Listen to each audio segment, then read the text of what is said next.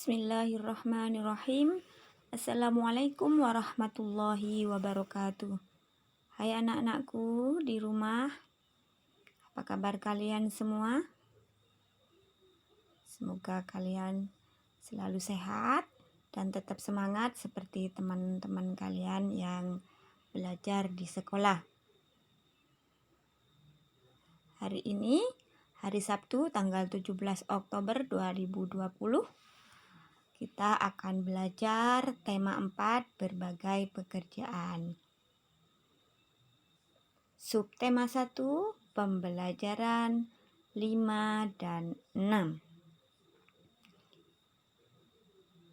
Silahkan disiapkan buku paketnya tema 4, pulpena 4B, buku tulis serta alat tulis kalian untuk mencatat jika nanti ada hal-hal yang perlu diingat.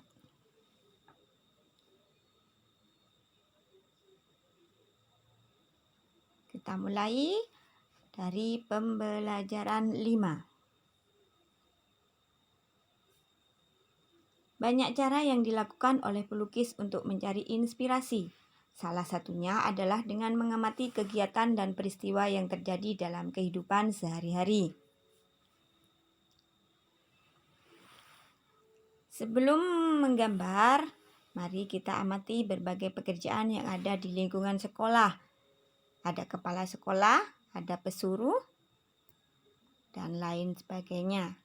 Di mana setiap pekerjaan itu memiliki kegiatan masing-masing. Contoh, guru, kegiatannya mengajar.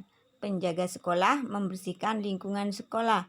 Kepala sekolah kegiatannya menyusun kurikulum, kalender, pendidikan, dan kegiatan pembelajaran. Ada juga di sekolah itu tenaga administrasi. Kegiatannya mengurus administrasi sekolah. Dan petugas perpustakaan. Kegiatannya apa? Melayani siswa dan guru yang berkunjung ke perpustakaan. Itu jenis-jenis pekerjaan yang ada di lingkungan sekolah serta kegiatannya.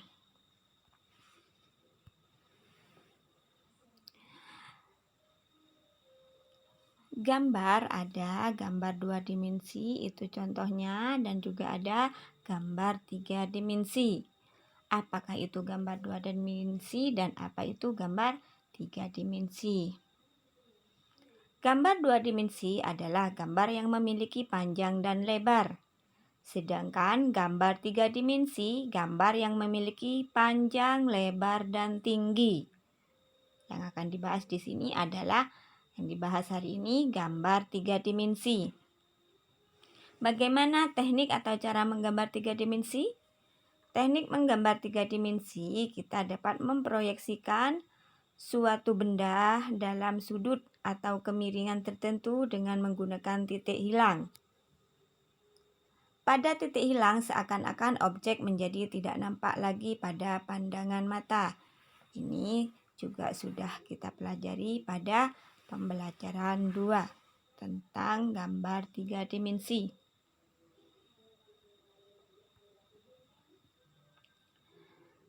Sebelumnya, kalian telah mengenal berbagai kegiatan ekonomi dan pekerjaan yang terkait dengan kegiatan ekonomi tersebut. Pada pembelajaran kemarin, sudah dibahas tentang kegiatan ekonomi. Kalian akan menggali informasi lebih lanjut tentang kegiatan ekonomi yang ada di sekitar kalian serta pekerjaan yang terkait dengan kegiatan ekonomi tersebut.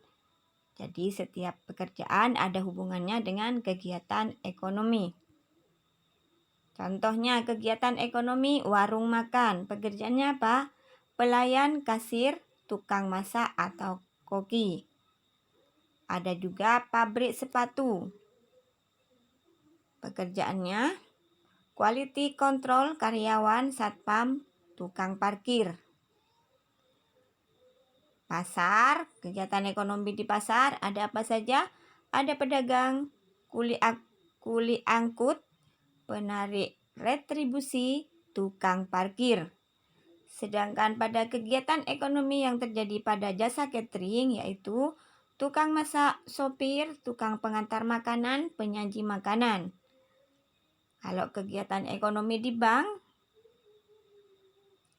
ada apa saja? Ada kasir, ada marketing, customer service, cleaning service, dan satpam.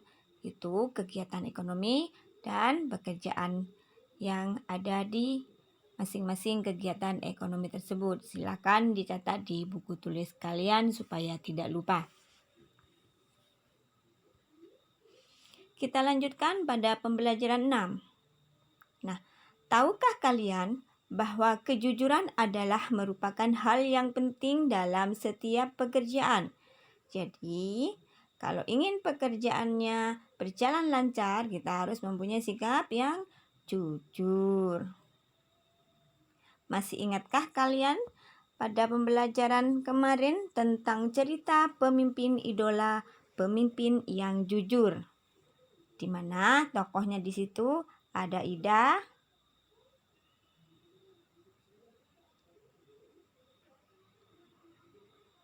dalam cerita tersebut, ketika sudah membaca cerita, kita bisa memberikan pendapat tentang masing-masing tokoh dalam cerita.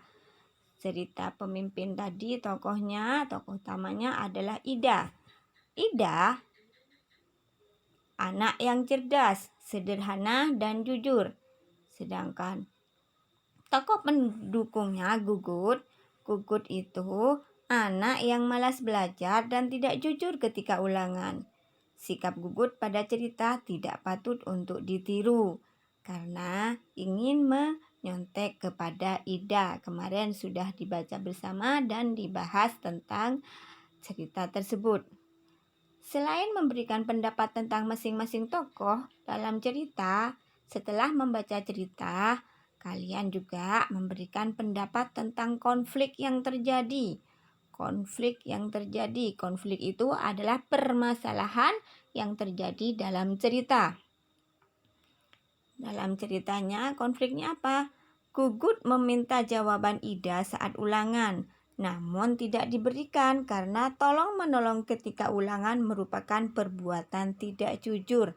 Jadi tolong-menolong yang tidak boleh dilakukan adalah tolong-menolong ketika ulangan dalam cerita tersebut.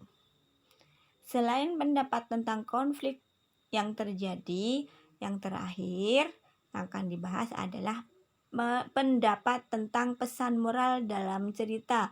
Pesan moral itu sesuatu yang bisa dijadikan sebagai pelajaran terhadap kita. Pesan moral dalam cerita adalah ketika melaksanakan ulangan di sekolah, kita harus berlaku jujur. Ada pengawas atau tidak, kita tetap harus berlaku jujur, tidak boleh menyontek atau meminta contekan kepada teman. Mengapa? Karena kejujuran harus dibiasakan sejak dini. Sejak dini itu sejak kecil. Kalau kalian tidak jujur, akan merugikan diri sendiri dan orang lain. Jadi dalam bekerja, modal utama kalian adalah jujur. Cukup sekian pembelajaran hari ini. Semoga bisa dimengerti. Ustazah akhiri dengan membaca hamdalah. Alhamdulillahirabbil alamin. Jangan lupa tetap membiasakan untuk mencuci tangan menggunakan sabun ya anak-anakku. Semoga kita selalu dilindungi oleh Allah. Amin. Saya dah akhiri. Wassalamualaikum warahmatullahi wabarakatuh.